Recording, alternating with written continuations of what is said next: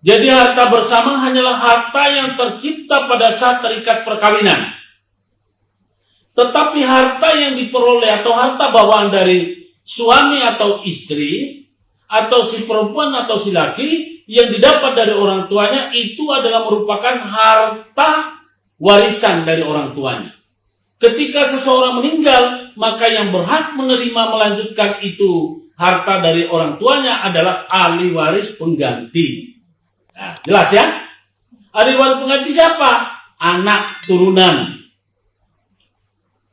Dalam pembagian waris itu diketahui ada dua. Satu, berdasarkan hukum agama di masing-masing tempat atau adat istiadat, sama hukum negara. Nah, kalau hukum negara sudah jelas, anak perempuan dengan laki dibagi sama. Sedangkan untuk hukum agama atau adat, masing-masing tergantung dari adatnya, agamanya apa. Nah, kita tidak bisa menjelaskan di sini, ya, karena agama kita tuh banyak, kesepakatan juga banyak, ya. Oke, itu salah satu hal penting kenapa masyarakat Indonesia tidak boleh acuh terhadap yang namanya mengerti hukum atau mengenal hukum atau belajar hukum. Nah, terlebih-lebih sekarang ini banyak sekali orang yang sedikit-sedikit dilaporkan tentang undang-undang ITE. Padahal kita tahu Bapak Presiden kita, Bapak Kapolri kita sudah lagi gencar-gencarnya untuk merevisi yang namanya undang-undang ITE, terutama pasal 27 ayat 3, pasal 28, dan pasal apa gitu. Jadi maksud saya begini, sekarang ini lagi ramai, meskipun dari Bapak Kapolri kita Pak Sigit Prabowo, ya, Listio Sigit Prabowo, Jenderal Kapolri, beliau itu benar-benar sedang lagi menekankan supaya apa?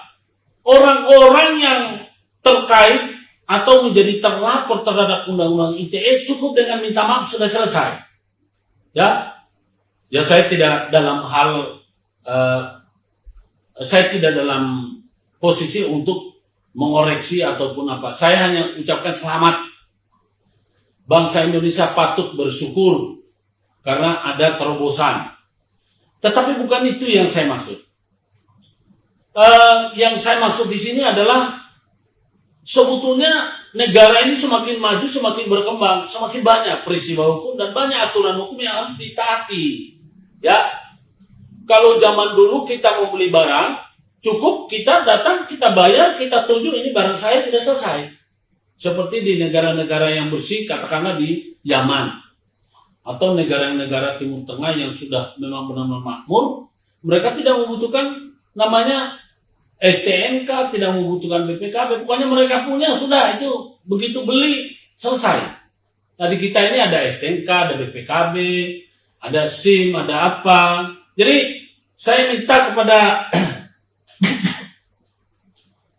rekan sejawat masyarakat Indonesia jangan alergi untuk mengerti tentang hukum, ya. Ini macet ini, macet ini. Jangan alergi terhadap belajar hukum. Kalau Anda kira-kira ruwet dan ribet untuk belajar hukum, silakan Anda minta proteksi perlindungan hukum dari pro lawyerku. Ya, ini ada yang yang diawaki oleh Bu Sinta Fitriani Angelika. Nanti Bu Sinta bisa sini biar jelasin tentang proteksi perlindungan hukum, ya, yang bisa memberikan manfaat kepada masyarakat yang tidak mau belajar atau yang mau belajar dengan cara privat atau misalnya belajar secara secara langsung, jadi direct dialog. Nah, rekan-rekan sejawat, ya, ataupun mungkin para aktivis atau juga para penggiat hukum, saya ingin berbagi, Pak, bahwa banyak sekali di antara kita ini berprofesi sebagai pengacara, tapi tidak berapa paham tentang batasan hak dan kewajiban. Kita justru terkadang hanya menjalankan profesi itu berdasarkan faktor kebiasaan. Kita tidak berdasarkan pemahaman. Kalau kita bicara masalah ilmu pengetahuan sesuai dengan teori dari kampus, ya, itu jujur saja di kampus itu hanya memberikan kita tentang teori-teori yang pragmatis. Tapi teori yang sifatnya cukup produktif atau misalnya sebagaimana perkembangan mutakhir di peradilan itu sulit. Atau misalnya kadang-kadang masih agak sulit. Ya, kalau saya kebetulan saya ini menjadi terdakwa. Ya. Kemudian menjadi pengacara. Lalu saya menjadi penasihat hukum. Kebetulan saya juga adalah aktivis dan sebagai penggiat hukum di bidang restoratif justice. Ya, saya benar-benar menggeluti bidang perjuangan menyelesaikan peristiwa atau menyelesaikan sengketa antara beberapa pihak sebisa mungkin tanpa menciptakan konflik. Ya, itulah yang dibilang restoratif justice. Kebetulan saya bersama teman-teman merupakan penggagas dan pelopor lahirnya restoratif justice di Indonesia. Seperti bapak-bapak tahu bahwa ini kartu ID card saya. Ya, ini judulnya saja sudah restoratif justice. Ini semenjak dari tahun 2011 kami sudah gunakan namanya restoratif justice. Mari Bu Sinta, silakan. Pak Made, silakan. Bawa kursinya atau mau duduk di situ ya, nggak apa-apa.